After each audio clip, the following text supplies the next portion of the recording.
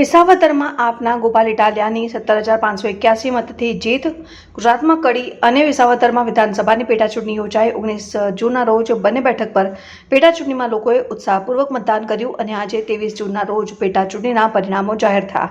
બપોરના 12 વાગ્યા બાદ પેટાચૂંટણીમાં બંને બેઠકો પર કોને જીત મળી તેને લઈને ચિત્ર સ્પષ્ટ થઈ ગયું છે. કડીમાં ભાજપને જીત મળી જ્યારે વિસાવદરમાં ફરી ભાજપને કારમી હારનો સામનો કરવો પડ્યો.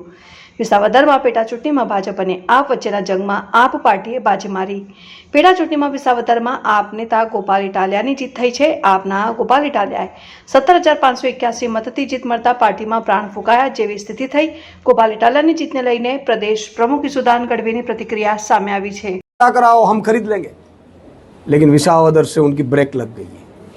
अब भाजपा वाले हिम्मत नहीं करेंगे गुजरात की जनता के खिलाफ जाने की. और ये गुजरात की जनता, मैं आम आदमी पार्टी का जो विधायक बना है गोपाल इटालिया जी विधानसभा में जाएंगे, फिर से 5 पांडव जाएंगे और विपक्ष की भूमिका अदा करेंगे. हम चाह रहे हैं कि अभी भी 2.5 साल है भाजपा को. आपके पास 2.5 साल है, चाहो तो आप बहुत कुछ कर सकते हो, लेकिन फिर मौका नहीं मिलेगा.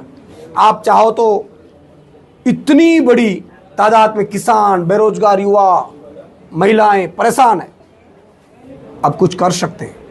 लेकिन मुझे लग रहा है कि भाजपा करने वाली नहीं है.